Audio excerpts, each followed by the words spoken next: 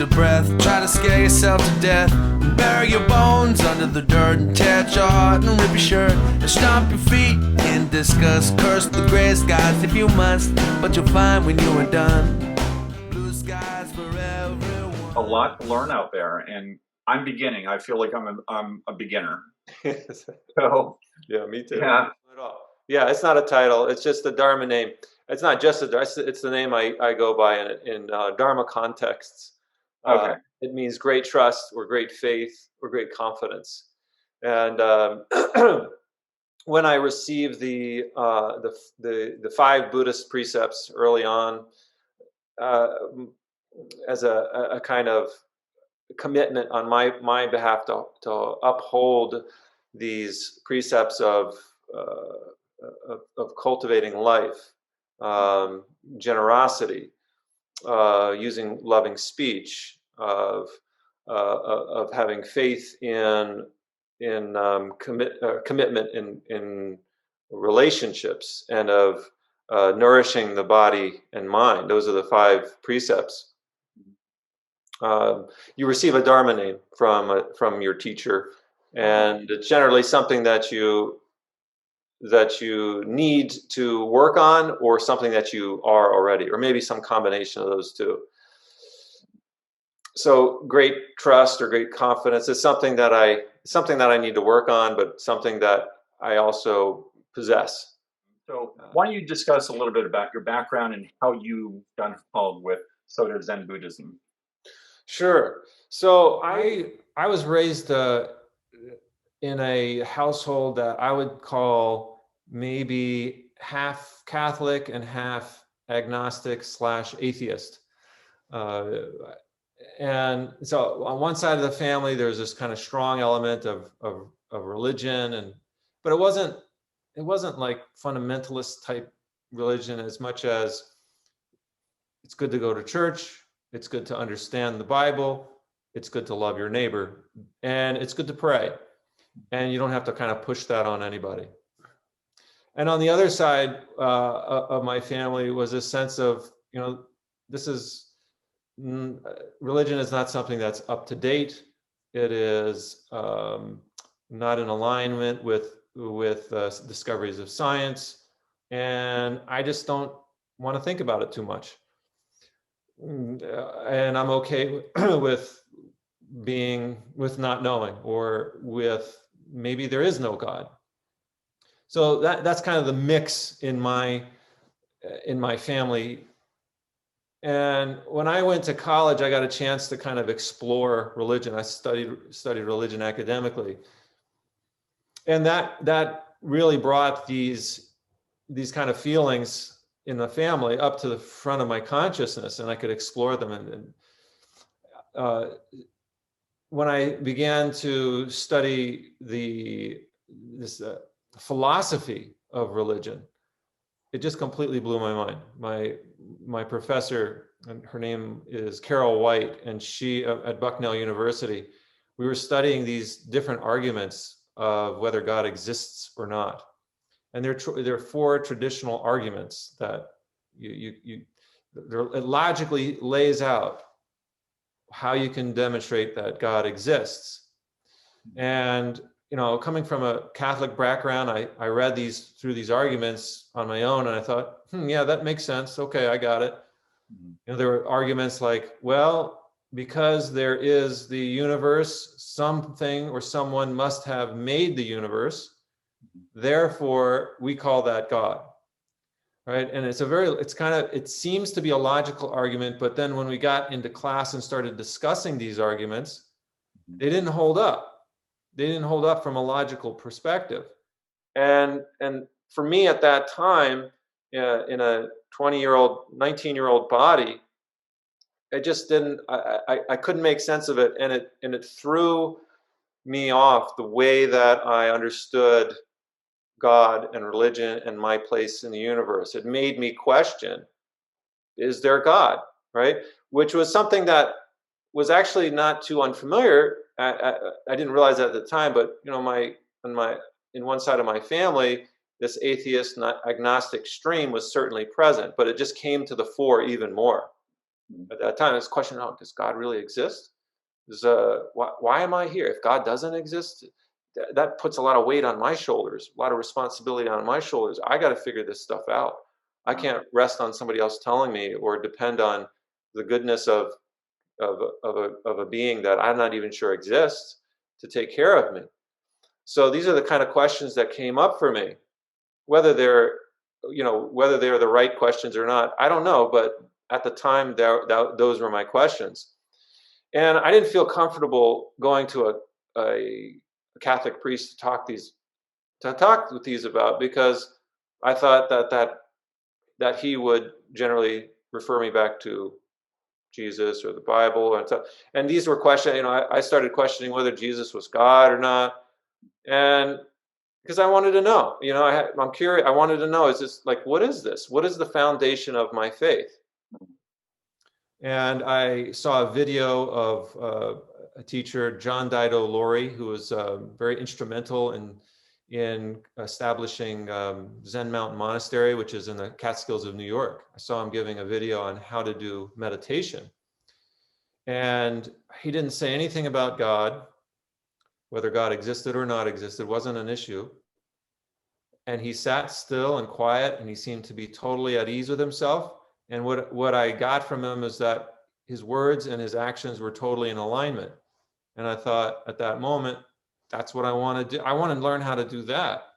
And shortly afterwards, I learned that there was a teacher, person that came to be my teacher, Diane Banaj, came to the chapel at Bucknell University and was offering Zen meditation. First time I went, I sat down next to her. There was just a couple other people, and I left feeling better than I'd ever felt without having done any drugs or drinking. That's what you do on college campuses. That's what we did. I was with a pretty big party crowd too. Being a swimmer for the university, that's what, you're on a sports team. That's what everybody does. And so you just get swept into that. I didn't realize it at the time. That was creating a lot of anxiety, just, being with a crowd that has as its goal hedonism. But that was it, and but for me, that was a stage. But then I sat down next to this teacher, and she gave some instruction for how to meditate, and she gave some really helpful advice. And I left feeling better than I'd ever felt without doing anything, and I just sitting there next to her. So it woke me up on a physiological level to another reality that I couldn't explain in words at the time, but I knew I had to keep meditating. And I didn't care whether I was going to be a Buddhist priest or not. In fact, I didn't have any intention of doing that. But I knew I needed to keep doing this practice because it connected me with something very deep inside that I hadn't really had access up to that point, at least in any kind of stable way. So that's how I got into, that was my initial, and then I went to Japan. After I graduated from college, I went to Japan and taught English for a year in Japan. So that got me more into the culture of Japan. I continued to connect with the teacher from Bucknell, from Diane. I did a stint in after that year in Japan. I went to graduate school in California at the GTU, but I didn't last more than a couple of months, more than a semester in graduate school, because here I was. I realized, I could study really high philosophical thoughts and have some ability to write about them, but I couldn't cook a meal for myself. And I felt there was something really wrong with not being able to take care of myself on a very basic level, but having a very high education. And I felt a desire to, and I think it's important to get a good education. No, don't get me wrong. And it's important to think philosophically, but if we don't have the ability to clean our room, to wash our own dishes, and to chop onions and saute them in a frying pan and not burn the place down, I think there's something really wrong there, that, you know, there's some disconnects going on. I feel like home ec should be part of college classes, not just in high school for a certain gender, one semester of a year. And we need to learn how to take care of ourselves. And so I didn't last very long there. I felt like there's something really missing. I began to teach as a substitute teacher, and that was a very challenging work, but it got me in touch with the real, you know, the people in the community, and I felt like I was closer rather than just studying things in a book. Here I was interacting with people, and that was meaningful to me. You know, being a presence in children's lives, that was important to me. I moved back to Maryland, where I grew up, and I was living with my parents, and I found another job teaching in a Catholic school. And that was probably one of the most challenging jobs I ever had. I failed miserably at it. It was a good experience because I learned that when you're with a group of 10-year-olds, like I was, you know, fifth graders, you've got to have loads of compassion for them, and they don't care. They don't care how smart you are. This is where, you know, having a great education doesn't do us any good when we're with a bunch of 10-year-olds that, you know, they're not there. They only care that you care about them. They want to see some evidence that you love them. You know, you don't have to say I love you, but you have to show it in the way that you are with them. And being at that time, I was 22, 23 years old. I was not mature enough myself to be able to care for 10-year-olds on the level that they needed. But I had great ideas, but those great ideas, they don't get you very far. And I realized, you know, I ended up being forced to resign from the job. So it was very embarrassing to me. And at that time I thought, okay, well, there's something I'm really missing here. And I knew I was missing something when I was out in grad school, but now it's just coming home more. And I need to study with that teacher that I studied with in college. You know, my last year of college, I started practicing meditation with her. I went to a few retreats with her, and I thought, yeah, she's got something, and she speaks to my heart. You know, there's something. It's not a head practice; it's a heart practice. It's a practice that gets you into your heart. And she just spoke to that. And I knew I could learn from her. And so I decided, well, I don't have a job at this time. I could have gone back into school and found another job if I wanted to. There were other offers. And I decided, you know what, this is my chance. I'm not locked into a job. I'm not in any relationships other than with my parents. And they're ready for me to leave. So let's do this. Let's go out there. I'll train with who came to be my teacher, and learn and study. And it was the best decision that I ever made. It changed the way that it helped me to settle into myself, and to dig into the teachings of Buddhism, to dig into the teachings of Zen. So I have never regretted it. It, of course, has its hardships, but that's kind of how. So I stayed with my teacher for 6 years before. You know, when I first came to my teacher, I had no intention of becoming a priest either. But I wanted to study. I wanted to understand myself more. And that's all. You know, generally, you don't go to a teacher saying, hey, can you do this for me? That's not, I mean, that's what we do in the West, I think. We go to a teacher and say, hey, can you do this for me? Rather, in the Buddhist world, generally speaking, we go to a teacher and say, how can I serve you? What can I do for you? It's a different orientation. And it took me a while to figure that out. That was not immediately, you know, I did want to learn from my teacher, but it took me a while to figure out, oh, wait a minute. It's not so much about how this person can give something to me. It's about how I can be of service to her. And once I switched that orientation around, things went a lot smoother. But one of the things that, I thought, oh, my teacher said to me early on in the first year that I was with her, you could be a Buddhist priest if you wanted to be. And so I thought, oh, wow, yeah, I guess I could. I didn't know that was an option. So maybe a few months later, I said, maybe I'll be a Buddhist priest. And she said, no, you're not ready yet.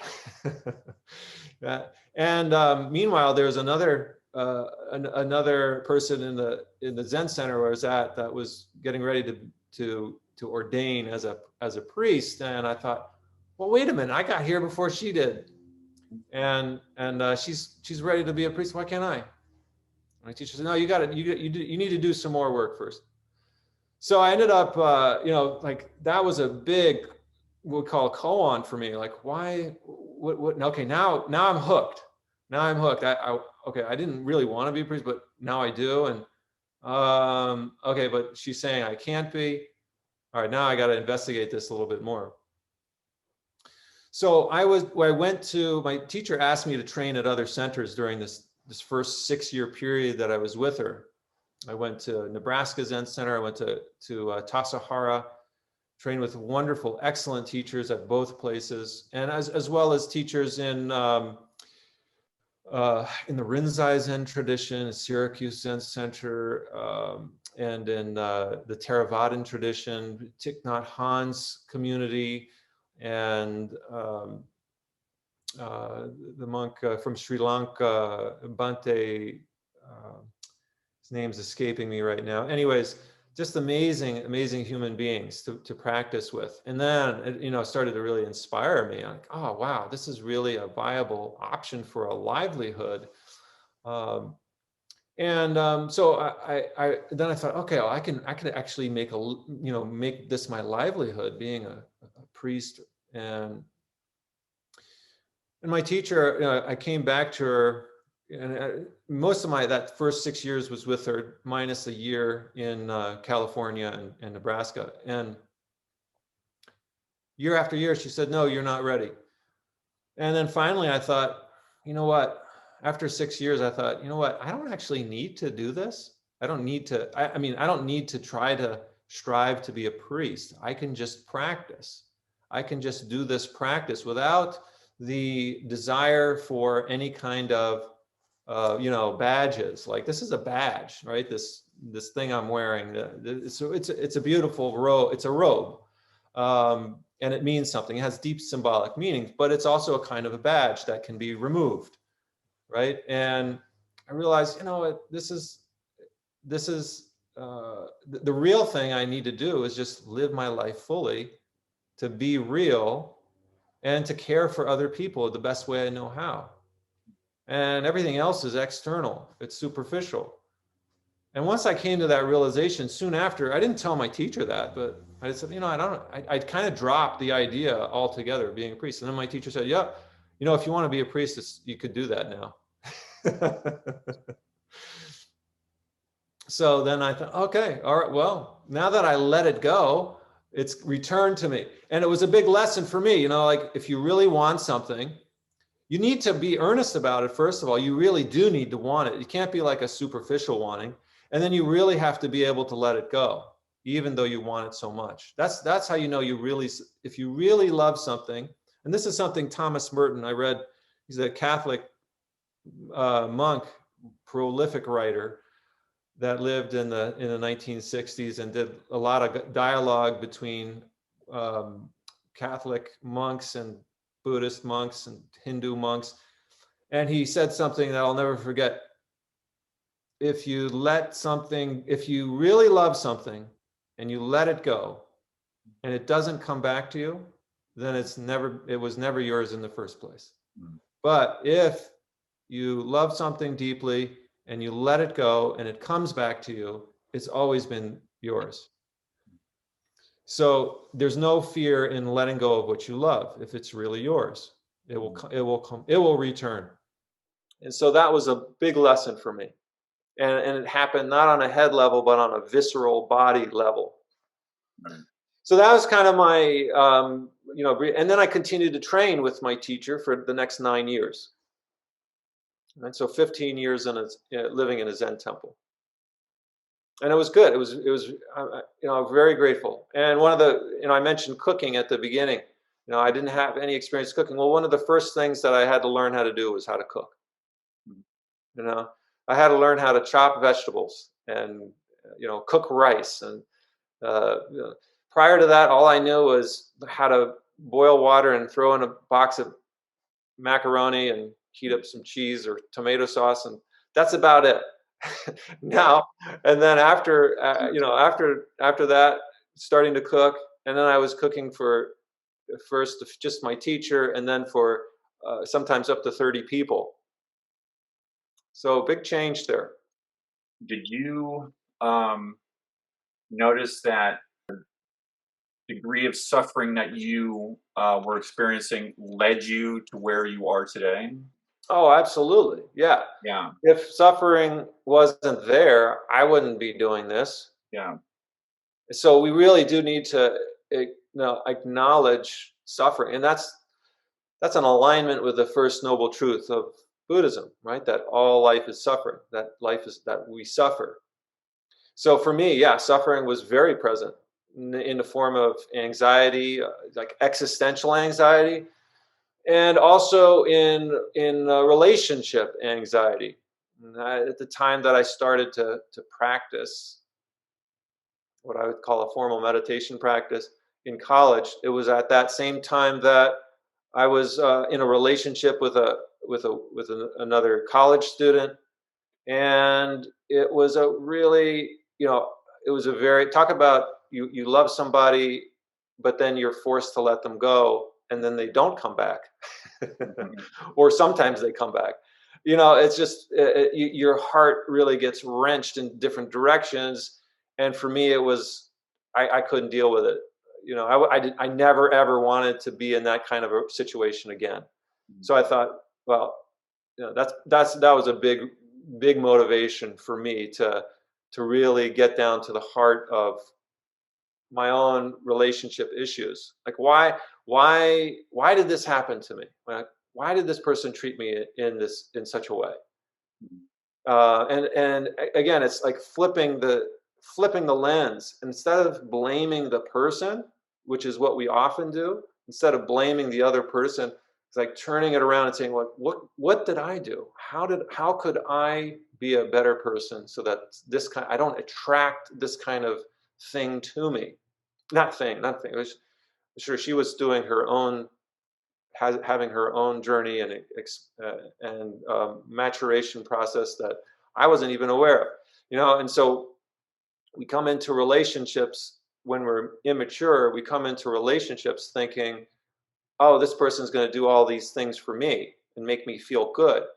And as we mature, if we don't change that, that's the end of the relationship. We need to start thinking, or even if we are mature, it might be the end of the relationship. We need to change from thinking, what can this person do for me, to how can I serve this person better?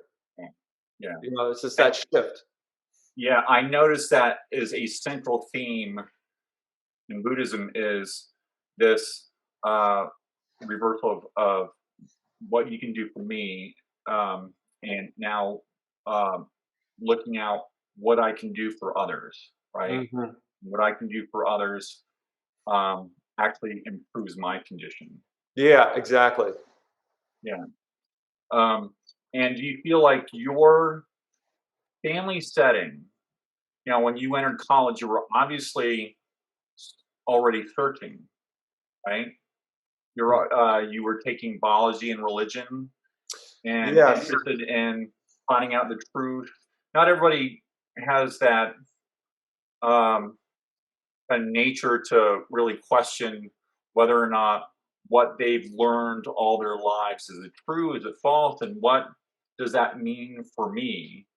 Some people go to college and they study economics, or they have this plan for their lives, and they want to make money, and they know how much money they're going to make at the end and who they're going to marry.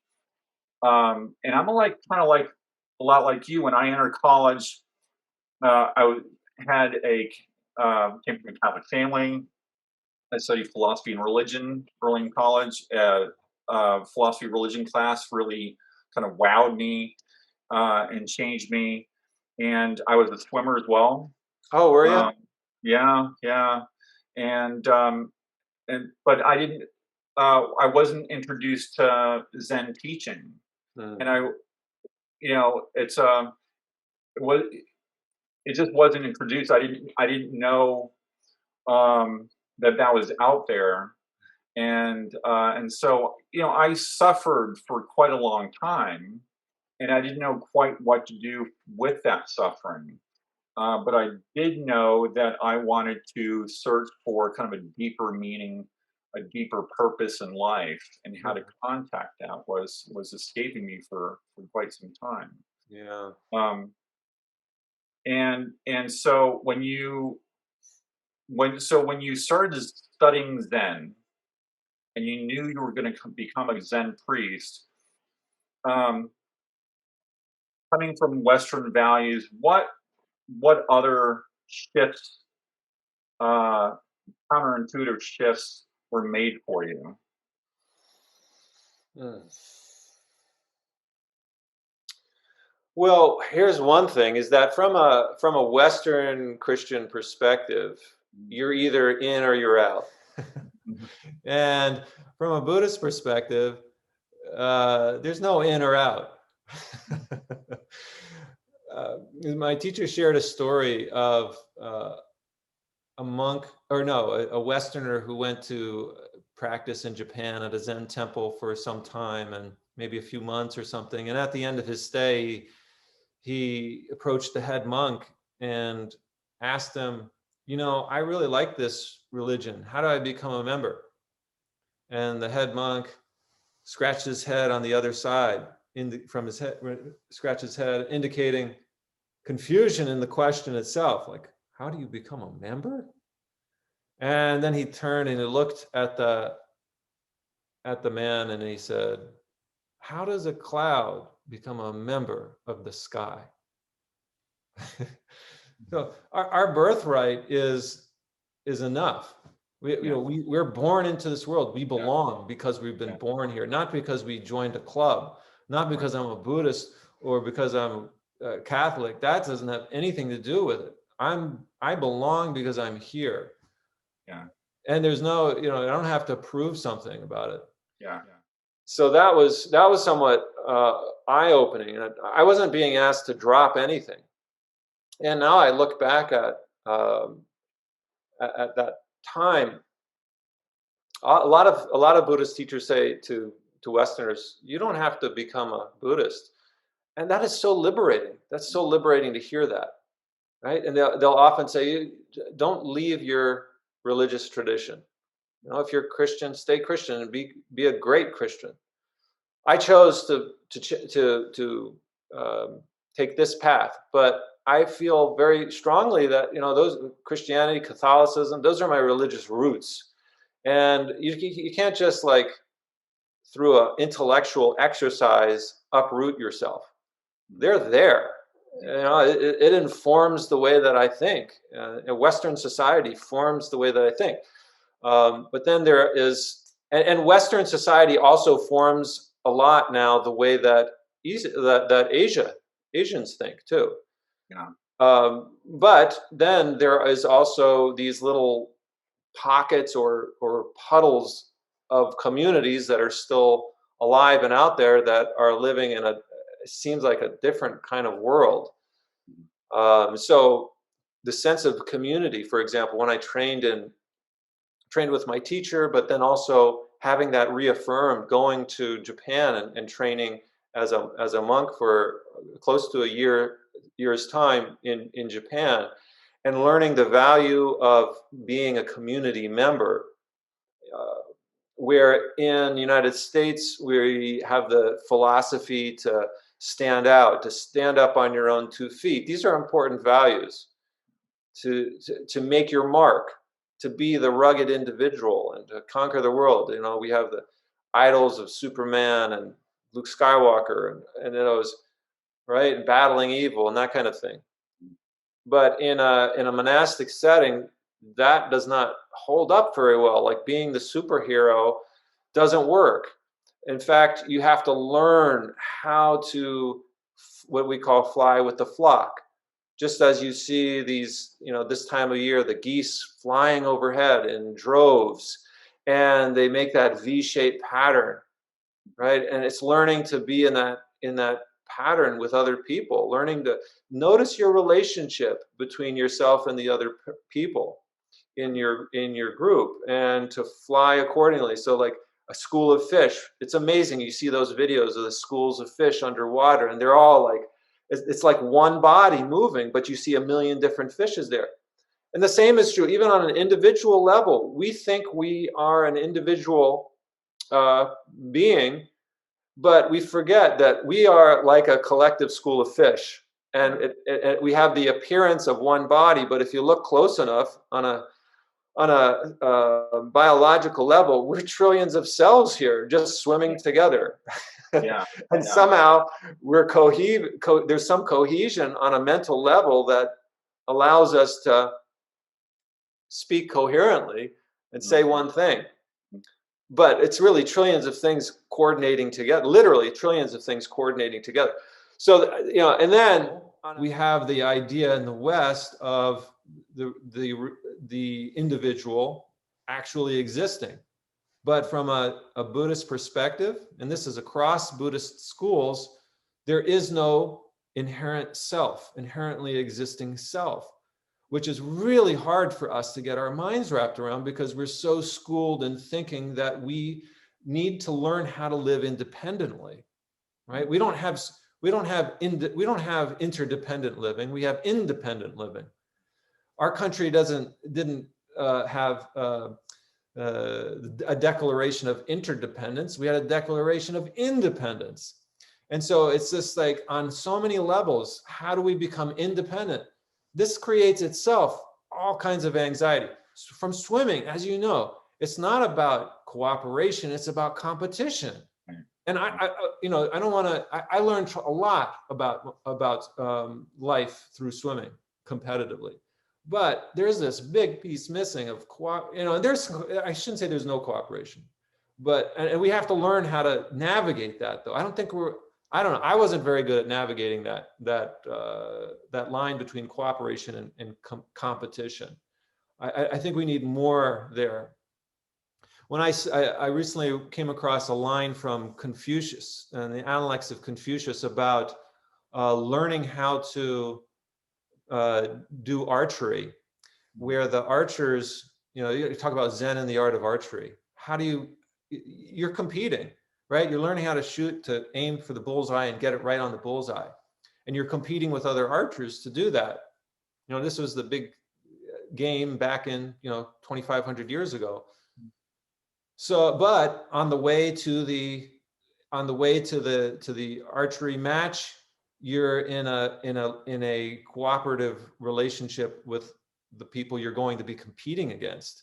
And when you finish competing, there's again that cooperative relationship. And I think that gets overlooked a lot in sports that are very individualistic, like swimming. It's just like all about competition. We don't see the need. We don't see a need for cooperation there. As long as everything gets set up, we're good to go. But we're missing the big piece of building relationships with people, building kind relationships. Not, because then we come away from our competitions thinking that we're actually better than somebody else if we win, or worse than somebody else if we lose. And that is out of sync with the way reality works. We live in a world where everything works and evolves because of cooperation with others, not in spite of it. When we learn to work together, and that means we need to learn to drop our ego. We need to understand how our minds work, and see where we put a mirror on our own, I hate to say it, but selfishness, where we think that we actually are more important than others or less important than others, as opposed to interbe with others, as Thich Nhat Hanh would say, interbeing. We interrelate. That what happens to somebody else happens to me. whether they're in my family. We can really feel that, I think, on a familial level, but when it happens on a cultural, like a societal level, what happens to another community elsewhere, unless we know them, we don't feel it. Another, Yeah. what's that? How we're really disconnected, uh, the farther out the person is. Yeah. Yeah. Certainly on the other side of the world, something's happened. And then this, some of us are really porous and can feel that very deeply, even if it's somebody we don't know. And then there's this feeling of complete overwhelm. Like that's the other side of it, is that, wow, like, what do? We know that we're so interrelated, and it's just overwhelming because we want to do so much for people because we see that interconnection. That's the other side. And that's not viable either. That's not a viable way. So how to have that balance between seeing the interrelatedness of things and at the same time taking care of what we can in a way that is considers our own abilities, right? It considers the energy that we have this lifetime around. Right. Yeah, it's very interesting. I'm glad, Jet, that you brought that up, because I really wanted to talk more about that. This disillusion of the ego, this or this sense of self that we have in contextual behavioral science, of course. Now, in the ACT model, we have the self as context, right? So self as context is more of the fluid, the verbal self that is not a self of labels and judgments that we normally think of the I, like I am so and so, I do this, right? And judge each other accordingly. So they move in that direction, but we're still living in a kind of culture where is based on hierarchies, Mm-hmm. right? So, you know, um, certain people are given a lot more respect than others. Where there's a disparity of large disparity of wealth in this country. Mm-hmm. Yeah. There's a disparity of treatment, especially among people of color, and we've maintained poverty, consciously maintained poverty for for years and years. And so when you're living within this culture, there seems to be, then it creates a conflation between um, this desire to create a self as context, a more fluid type of self, but yet we're actually still reinforcing that idea as self as content, the idea that we've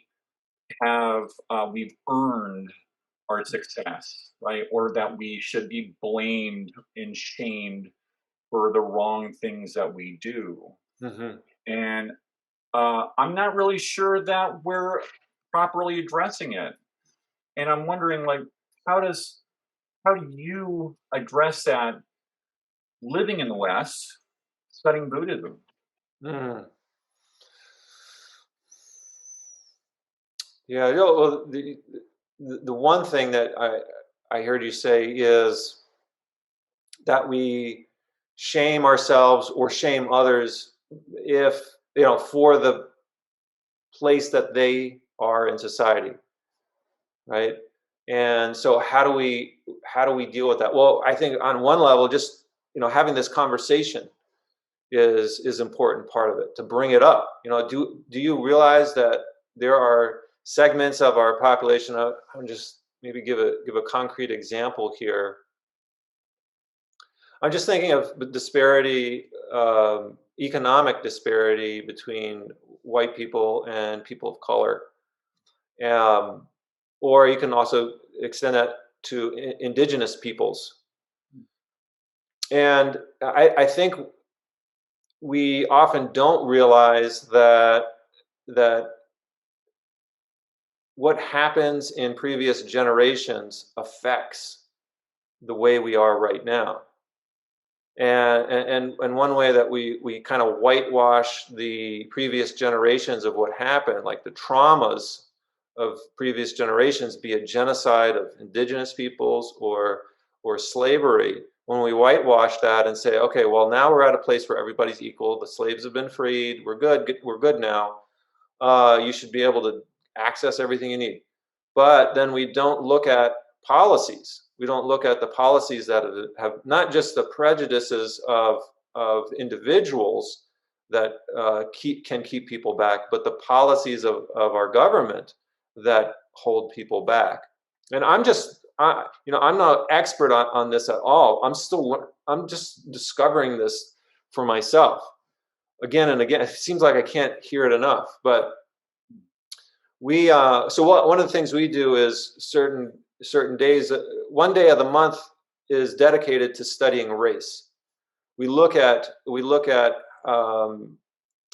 there's a wonderful book out now called Black and Buddhist that I highly recommend. And I've been studying this in a class that I've been teaching, and I hope to get into it a lot more. But we have to look at how intergenerational trauma affects the present moment and the person that's sitting with us. And I think on a wide scale, we don't look at, as a country, we don't recognize trauma. I mean, here we are, United States, and I didn't learn about the genocide that took place here on this soil until I took an elective class in college on Native Americans. And I was completely shocked because I had this narrative of Columbus doing this heroic thing and the Thanksgiving feast and the pilgrims and all of that. I think it's a little bit becoming more aware now, but when I was growing up, man, that was the image I had. So learning about how Native peoples were treated and how Columbus himself looked at them, I was just like, wow, that's the way.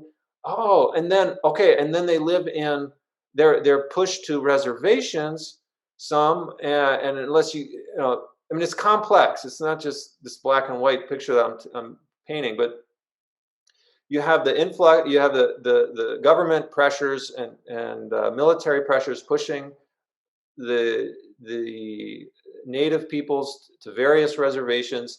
You also have the complexities of missionaries, Christian missionaries trying to convert the heathens, to make them more European-like, and this kind of thing.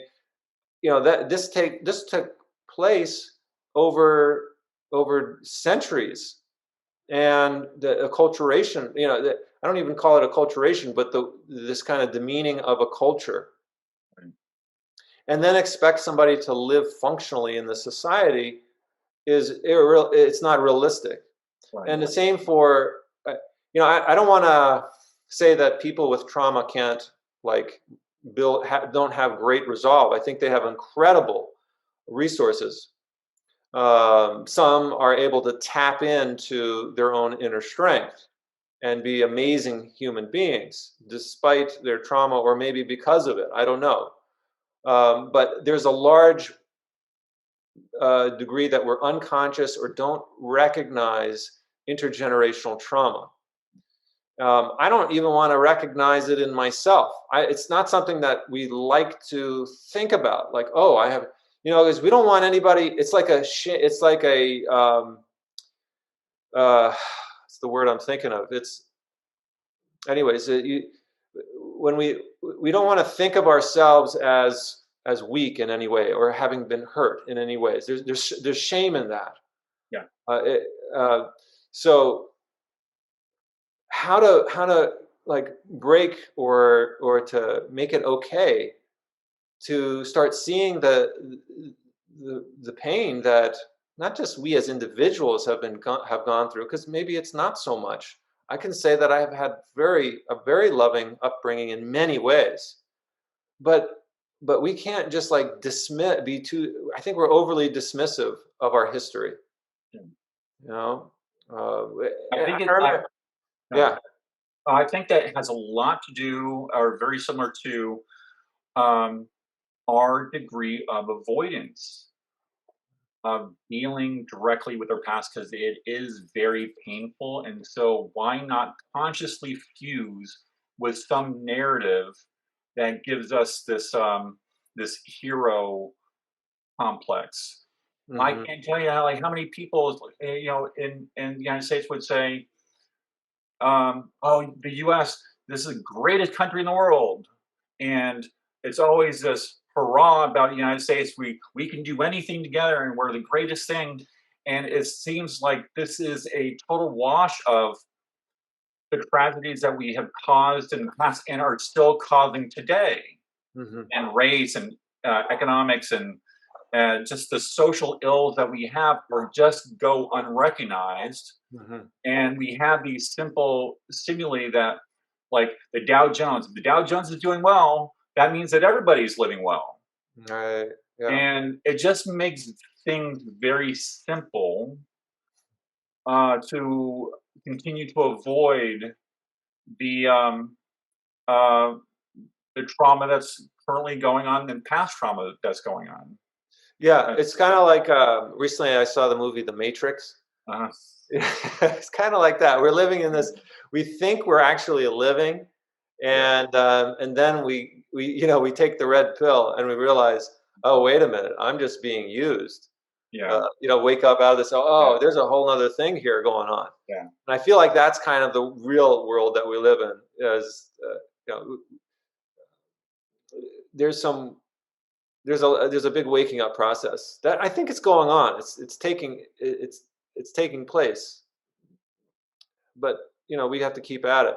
So yeah. for Buddhist practices, we can look and notice, like for example, when we're practicing meditation, there's the practice of seeing within yourself your ancestors, Mhm. right? And just kind of noticing that I am not here based on my own merit only, but because of the ancestors from my past, my parents, my grandparents, my great grandparents, and you can keep going back.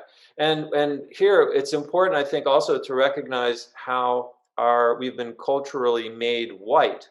So my Italian ancestors came from my great grandmother came from Sicily when she was a kid. I had a great great grandfather come from Ireland when he as an adult brought his family along. So those two, my Irish side, my Sicilian side, they've been whitewashed, right? And I'm not in touch with the culture, my cultural roots, because now I've made it to being white. And this process of becoming white. This is something I'm just learning. Uh, is something that a lot of white people have had to have had to do in order to do well in the United States. We have to become white in a sense. Right, right. So by practicing looking at, who are our ancestors? Where did we come from? They spoke different languages, right? Uh, and recognizing that's part of who I am too. So, anyways, those are just some thoughts that come to my mind.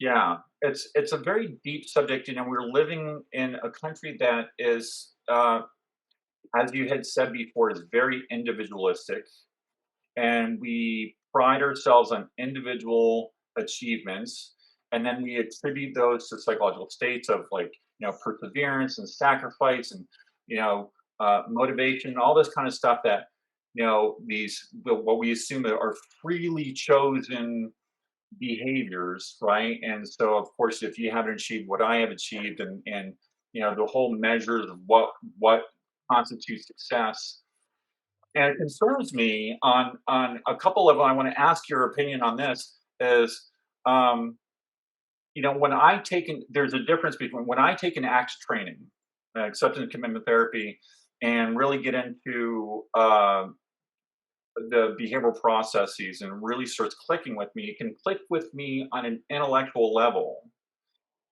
But when I attended the Zen at Appamada Zen at the Zen Center, and we started saw Zen. If you can explain a little bit more about that after. Um, it was just it was a completely different experience for me. Mhm. It wasn't um, me having to learn anything or analyze anything. It was me experiencing silence for a long time with a group of other people, and just I felt so accepted and warm in that Mm. community. That was a big difference. The structure, the hierarchical structure that we live in, and or the psychological community is uh, is very much uh, self-defeating, in my opinion. But when we get into those, when I got introduced to uh, Zen meditation, very different and accepting um, um, experience. Hmm. Yeah, one of the things that I think is the foundation for Zen practice is, and we don't necessarily say it explicitly, but I'm going to say it explicitly, and that is there is unconditional love when we sit in meditation, when we sit in zazen. There is the experience of unconditional love, and that just meaning that we're whoever we are, whatever we have done, whatever we feel about ourselves, we are unconditionally accepted. And you don't have to put a name next to who it is that unconditionally accepts us. It's just that we are unconditionally loved by, maybe you want to say, the universe. It's not one person because people don't do it. Yeah, But we could feel it, right? When we give I ourselves feel an it. opportunity to sit in silence and stillness. Now, that unconditional love can be manifested in other ways as well. And for a lot of people, silence and stillness does not work. That's something that I've come to learn the hard way, is that just in working with. So one of the things I started doing when I was in training at the temple was offering yoga and meditation for people in a drug and alcohol rehab. And I realized that um, silence and sitting still might not be the most effective means for folks who are coming off of drugs. Um, and for some people, it might be. It might be exactly what they need, but it's not like a universal thing that's going to do it for everybody. And so we have to recognize, I think, that I might feel this way, but um, is that the case for the person sitting next to me? And we also have to recognize that at this time in my life, this fits right. This feels right. There's something that fits really well for me at this time, but it doesn't mean it's always going to be that way either. So just some thoughts on that. I think the Zen center that you connected with is really good with the kind of flattening of hierarchical structures. But I think just to we have to keep an eye on that, because even in Zen Buddhism comes from a society, a culture that's highly hierarchical. And so if you practice someplace like Japan, you would find you might have a totally different view about Buddhism and be like, well, I think I'll leave that at the door. But we do have to work on. We have to, you mentioned hierarchy, and there's a place for it if it's if there's real compassion from the top. But if there's lacking any compassion from the top, it defeats itself, like you said. It's self-defeating if there's no compassion. And so we strive here at our place here at Zen Fields and Ames. We strive to make this as much a community operation as much as possible. I hesitated to start something myself because I didn't want it to come from me. I wanted it to be coming from other people, that, hey, we want to have a Zen center here. And I've been in Ames, Iowa for now 6, 7 years, and people have been slowly saying, "Hey, don't you want to have something?" And I'm like, "Well, is this something you're interested in doing?" And we're just slowly starting to kind of gather that, like a, like the gravitational pull of a star kind of starts to pull us together on its own. So it has to be something that comes organically, not from one person doing everything. And so, but yeah, I hear you on that whole.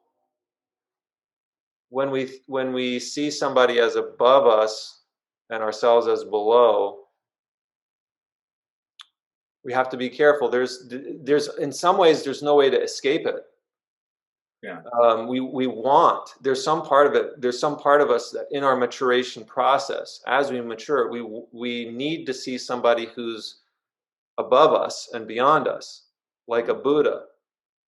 And to be able to approach them, that's how we grow. But then we also need to be able to, like the Zen koan says, if you meet the Buddha on the road, kill the Buddha. But we have to be careful. It doesn't mean that literally, right? We don't want to go out killing people. But it's to remind us to not get caught up in that view of the person as somehow better or other. And that's what the Buddha taught. That's really the heart of the Buddha's teaching. The Buddha was a human being, and because he was a human being, he gives us the inspiration to be awakened. Yeah. And we need to be able to conflict with our teachers. We need to be able to disagree with our teachers, but this is easier said than done, I think. Yeah. Especially we don't realize on an unconscious level. We're working on an unconscious level, and when we are with a teacher, training with a teacher, that's there's archetypes. Those archetypes are coming forward. Teacher-student relationship. So it brings all of us it brings our whole self into that relationship. When it draws an interesting question, because as a Buddhist priest, you find a pressure that people put on you, that they see you as some kind of demigod, that you ought to be better than set the very high moral standard all the time, as if you don't have these human fallibilities, or you can't express them anyway, or if you do, it's got to be within that centered Buddhist kind of way. Is that an extra pressure for you? Yeah, sure. Yeah, and this is a problem that I think is for clergy across the board, Yeah. whether they're Buddhist or Christian or Jewish. That we all have to struggle with this, because we're trained and we're taught to be very humble and not to see ourselves in that light. And yet, once we're in a certain position, it's inevitable that you're seen in that light. So now you have to deal with it. So and there is training that I've done to kind of become conscious of it, because if we're not, we can create a lot more suffering. Well, yeah. I mean, I was just thinking, you remember Tiger Woods had that scandal back in the day, and it was at the height of his career, and people were like, "Oh my gosh!" And the media broke out, like as if this demigod from golf actually, where this angel fell down from the sky. And I'm thinking, he was just a great golfer. I mean, give him a break. He's not great, but you're in a position, though, that's completely different, than where people actually now look up to you for to set the moral standard and to be the teacher and the guider. And so, if you're carrying groceries from the car and eggs drop, and you drop the F-bomb in the neighborhood, and your neighbor hears, is that a scandal? Is that, I mean, how do you properly address that? Right. And I think we are definitely all humans. And this is where, for me, seeking a therapist is really important. You know, I see a therapist when I need to. Yeah. I have friends that I can reach out to and have conversations with. I have my own colleagues that I'm in relationship with, and we can talk about stuff that, you know, we've had to put up with, BS here and there. Um, and some of my family too. I can talk with. I talk with my brother. He gives me great advice. My brother has given me some of the greatest advice throughout my lifetime. I'm very blessed. You know, so we have these people in our lives that help to humanize us, and you know, if we stay isolated, that's the worst place to be. Yeah. Because anybody is fallible and can get sucked into thinking that, into believing. We have to be aware of the projections that other people have on us. That's where it gets sticky. We also have counter projections, counter transference. Somebody might see me as something great, and then I believe it. You know, those are, so there's ways to deal with that and work with it, and it's a normal part of the process, right? So I don't want to shame anybody for projecting onto me. I think that's another part of the issue, is when we think, oh, they shouldn't be doing that. That's what people do. We need to recognize it and work with it with some compassion. Yeah. Yeah. And moving on to a very important topic that's related, you know, it seems to me, you know, if we draw that kind of metaphor of say learning about a frog, right? Here in the West, we're very good at dissecting the frog, right? Knowing all the parts and knowing how everything works together. Does that then create a problem when we're thinking about what a frog is? So, do you feel like the science, if we say too much in the science and the analytical part of ourselves, if there's a danger there, and then we're missing the bigger picture? Oh yeah, yeah. I mean, boy, the analogy you just gave is part of the reason why I couldn't continue studying biology. As when I was in my junior year in college, and we were asked to actually kill a frog. It was still alive, and I hate to say it, but I had to cut its head off. And Yeah, I love frogs. yeah, I had frogs for pets when I was growing up, and here I saw these beautiful frogs in a box, and they were swimming around. I thought, oh, they're so beautiful. I had to hold the frog and cut its head off with a scissors. You know what? That killed something in me when I did that, and I thought, this is the end of my studying of biology. I did it. From that point forward, I started studying ecology, because yeah, I think we missed the bigger picture. So on a very literal level, we missed the bigger picture when we're just getting into, and you know, what kind of heart is required to kill something in order to learn about it? You've killed yourself in a sense. If that's what we need to do to study something, is to kill it. And I'm speaking literally, but also figuratively here. We're killing something in ourselves, and it's not. We're no longer studying what we want to study because it's dead. Now we've missed the bigger picture. So how to bring us out as a society, bring us out and get us into the whole, right? The whole picture, I think is really, really important for our future, our collective future. And yeah, seeing things in terms of whole. I think it's important to go, you know, to narrow down and get close to things. And sure, if we are saving lives in the process of taking the lives of rats or something, then you could probably make an ethical case for it. But I don't know if we think that deeply about it all the time. Yeah, but yeah, so I don't know if that answers your. it does. You know, in a sense, this is how I was taught to think about behavior change. There's the fundamentals of behavior change. You break it down as component parts, and you kind of test what works and what doesn't work to create the change that you want to see. And it occurred to me that there's a really deep confusion in that podcast that we saw at Evolution Psychology with Hayes, Church, and Gilbert. They were talking a lot about we need to we need to work with evolutionary science to um, create the context and promote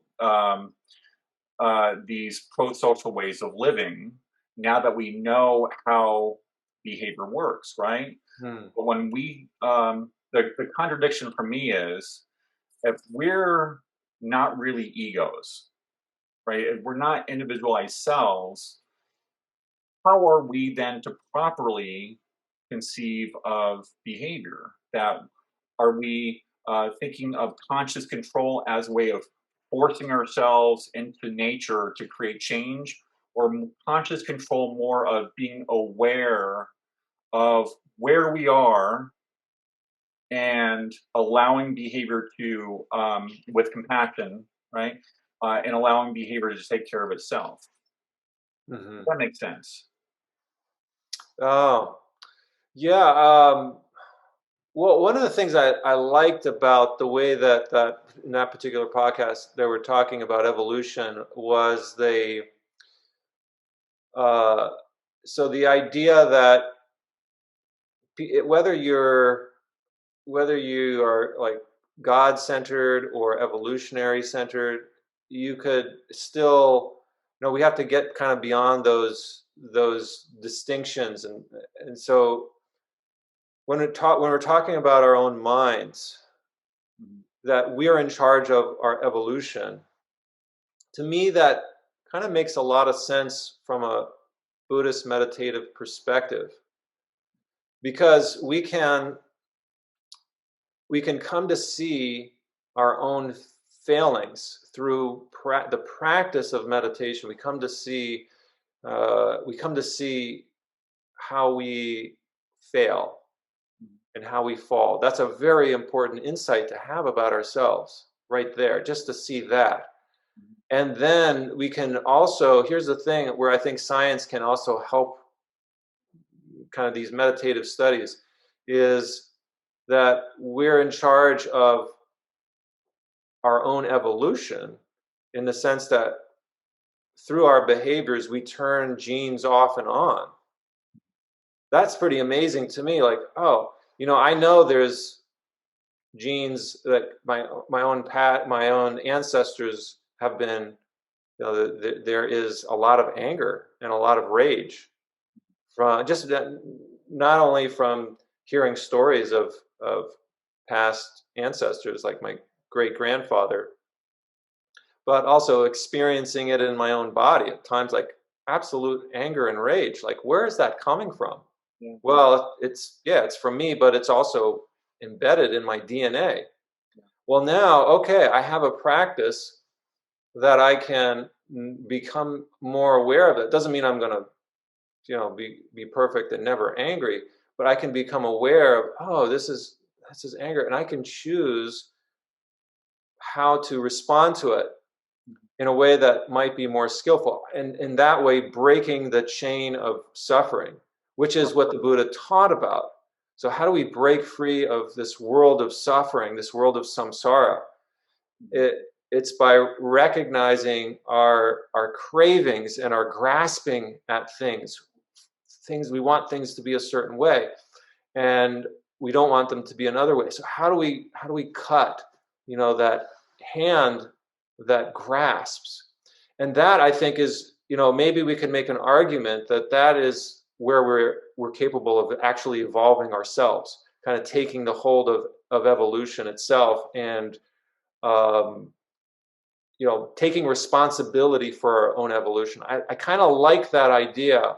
It kind of blends science and religion in a way that's practical, that we can actually, do for ourselves, right? Because evolutionary science by itself, it seems very remote, I think, for a lot of people. Oh, okay, there's these species, and now all of a sudden we have human beings evolved from apes. But where do we go now? Well, now we're in charge of this process. Not that we're God in any sense, but we have some say as to which genes we want to turn off and on, based on how aware we are. That's a huge responsibility, and I think that's where I think we need to go as a society. So that part, I think that's an important part of what they were talking about.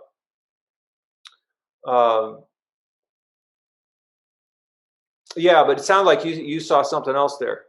Yeah, no, I hear what you're saying, and I agree with that. I think that there is a danger of conflation Oh, between what's considered hubris on our part, that we control it, we yeah, got this, right? Like that's the grasping that you were talking about. yes, That's not really well defined, and the kind of control or the sense of control that just comes from simple awareness uh, and developing those compassionate processes, yeah, and then allowing behavior in a sense to take care of itself. yeah. I hear you. That Okay, I hear where you're yeah, coming from. thank you. Yeah, I could see there, and this is where science really needs to benefit. Like these scientists need to benefit from doing some practice themselves. Right, Right, yeah, because we are, yeah, from that sense, I have to be really careful what I say too, because um, saying that I'm in control, that, in the next second I could lose that control. right, It doesn't matter if I've been meditating for 50 years, I can lose that control. And so actually another way of thinking of practice is that we let go of control. We let go of trying to control anything. We go of trying to control our anger, trying to be happy, yeah. trying to be joyful. I'm not saying we shouldn't try to do those things, but the trying comes in when we're letting go of trying. That's where the Uh, effort. yeah. I don't think that people a lot of people understand that, and certainly like that that jumbles around my brain, and when I think I've got it, I don't. So could you talk a little bit more about that? Just Yeah, time. absolutely. Yeah. So a lot of us, I think maybe all of us, when we're coming to, so I'll just talk about meditation because that's where I'm familiar with this. But what I've noticed is that a lot of us, including myself, we come to meditation with the idea that we are going to change, that we are going to do the changing. And that's a problem. That really is a problem. Again, it's going back to that shift of what can this do for me versus how can I serve. That's the fundamental shift that needs to take place. We need to change from asking the question, "Oh, I'm going to change," versus how can I make the world a better place, or what can I do to serve others.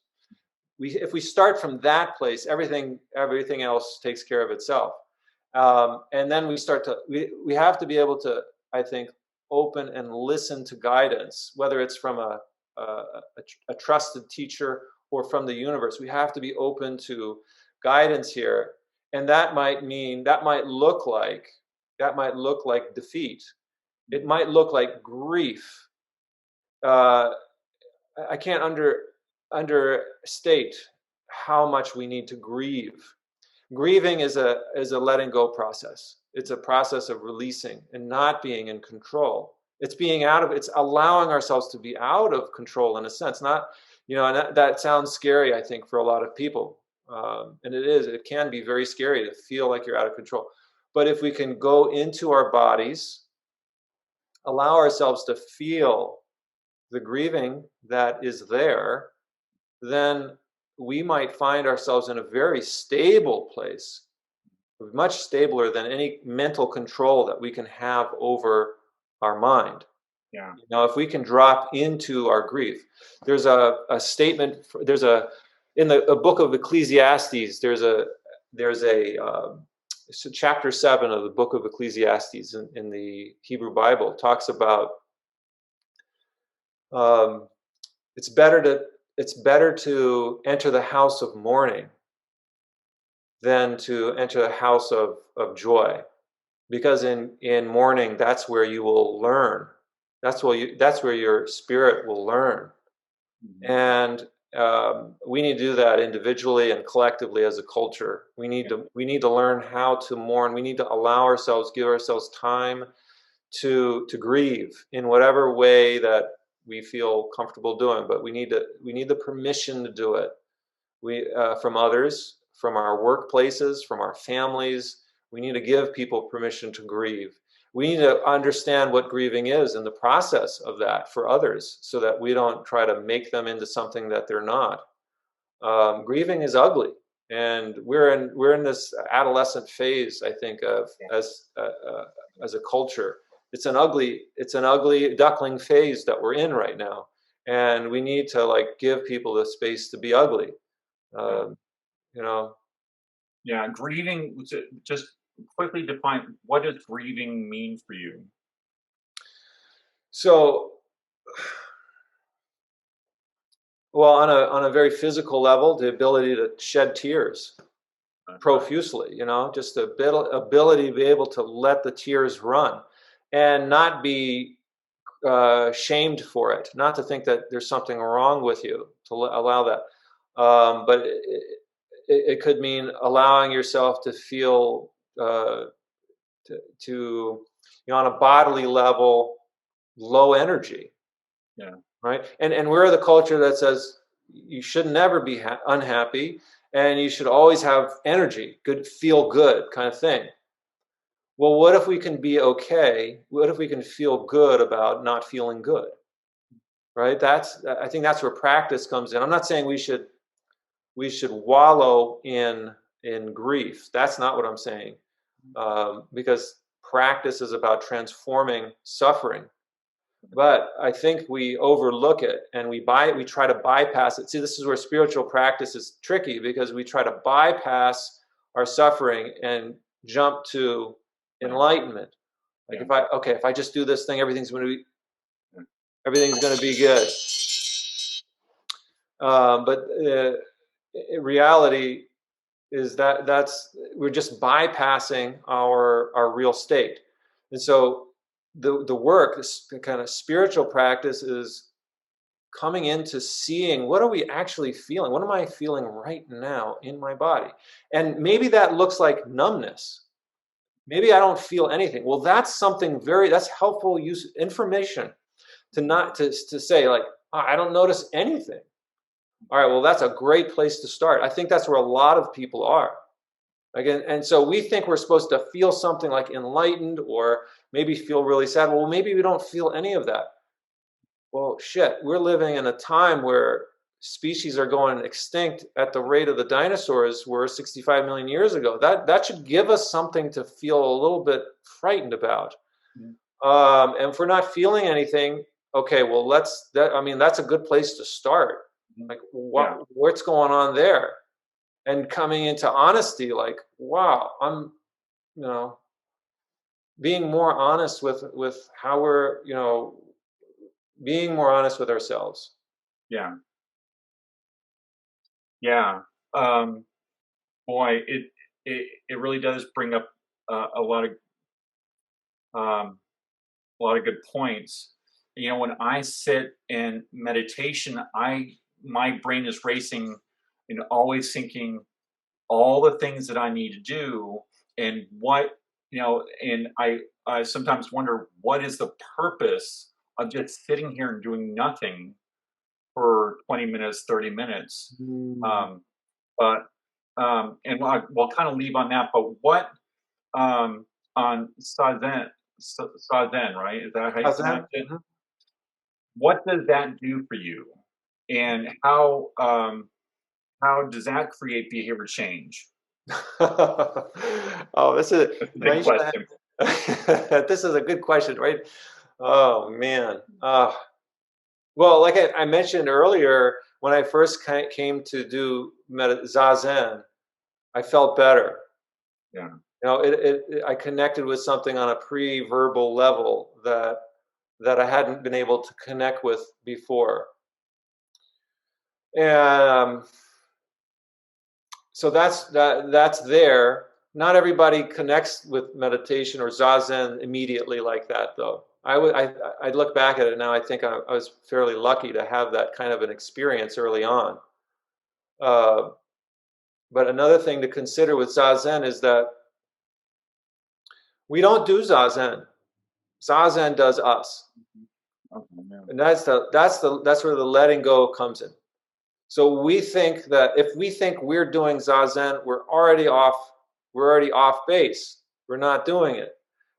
If we think that I'm consciously there's some level of us that is deciding. We have to make a decision and decide to sit. But once we're there sitting, it's not. We have to let go of this idea that I'm doing this. That's really this kind of central piece.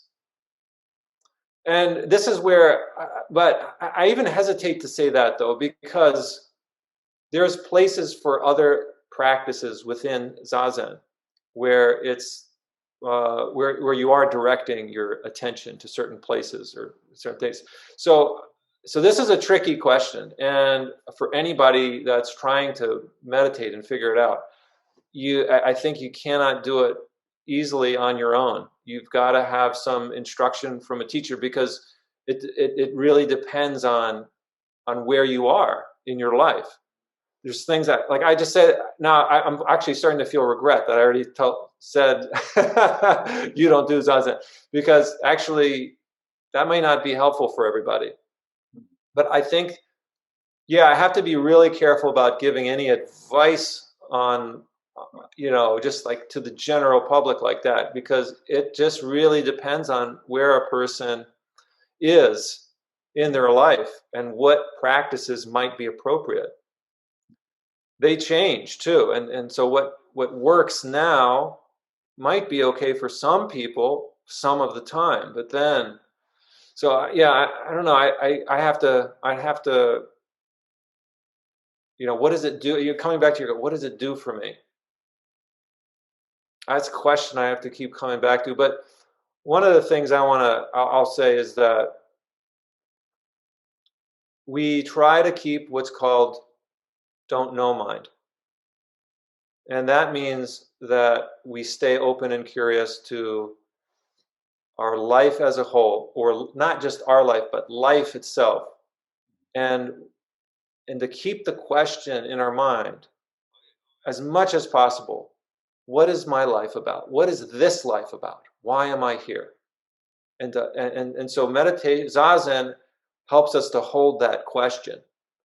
It brings us to the place of looking at the mystery, or looking at the mystery of life, like staying with that, the unusualness of being alive in the 21st century, at this time in this place, right? The unusualness of being alive. I mean, we don't. I think we don't. We overlook the gift of life until it's like right in our face, and we might lose our life. But what Zazen can do is bring us closer to the reality of the unusualness of being alive. Yeah. Right? I wouldn't say that to just anybody though, because not everybody is in a place that, they're just trying to survive. And, but again, I say something and I'm like, Well, it occurred to me when you were talking, part of me hears, well, that's all fine and good, but how does that create a more functional life for me in the real world? Does that translate well my everyday practice? Right, and this is where working with other people, working with a community, working with a teacher can be really invaluable, because we don't see ourselves by ourselves. We see ourselves when we're in community, and each member of a community is like holding up a mirror to ourselves, saying, "Oh, this is who you are." Yeah. Some of the best lessons I learned was when we were in retreat and working together in the kitchen, or working at or eating a meal together, and then we see our egos actually come up in community, not necessarily when we're just working on ourselves in our own little corner sitting in meditation. That's not Zazen. Zazen is embedded in a communal life, and we see ourselves, we see our ego come up, and how we relate to people when we're in relationship, not when we're by ourselves. Right.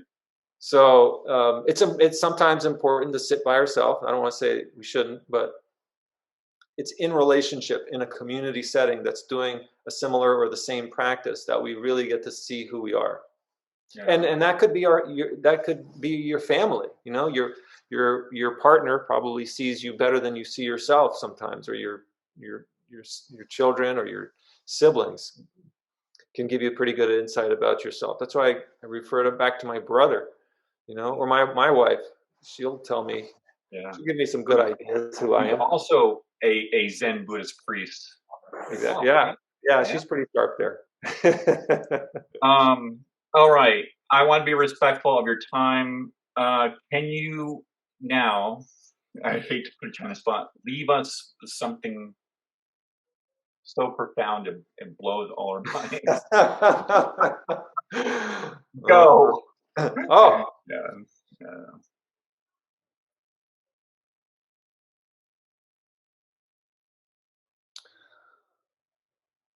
Well, I think just loving ourselves is enough. Maybe it's just real plain, just really, really plain. Just care for yourself as best you can. Take good care of yourself.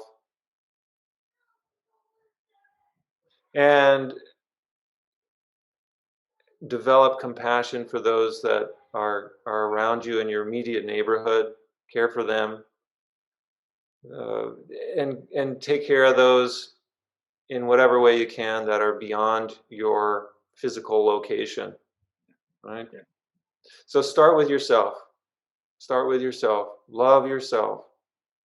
And then once you feel settled there, go to your family and be with your family and love your family as much as you can.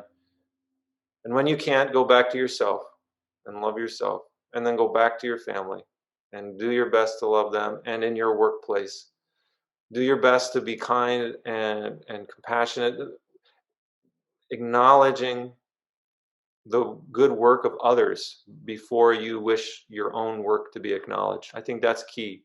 Acknowledge the good work of others even before you get your good work acknowledged. And then just do your best. Excellent. Thank you so much for being with me today. It was a real pleasure meeting you. Well, likewise, Hugh, I enjoyed this conversation very much. It's what I live for. I love having these kind of conversations. So I'm really honored. I'm honored that you asked me, and I wish you all the best of success with this, with your work. You know, that to me, it's so important, taking care of folks behaviorally. So Yeah. I wish you all the best with that. We need more people like you. No, with the same. So I wish you all the best. And tell us what the bow represents. Why the bow is so significant. Oh, sure. So when we bring our palms together and bow in the Buddhist tradition, it means that there's no separation between self and other. Mm-hmm. Right? That's what the palms coming together means. It's not necessarily a supplication, but we bring our palms together, the right and the left join together as one. Black and white join together as one. Up and down. These are just distinctions that we make in our mind. Us and them, or me and you. These are just distinctions of reality. We are one. And so to bow to that oneness, it's to acknowledge I see myself in you, and I see you and me. Excellent.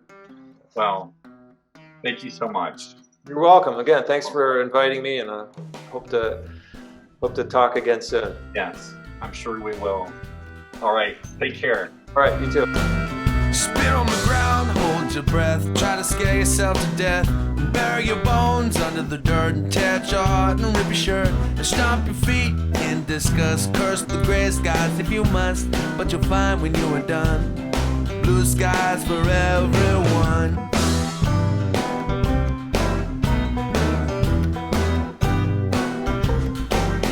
Take up your wine, break your your heart and give up the race before you start. Drop your drawers and roll around. Burn your house right to the ground. Go to sleep.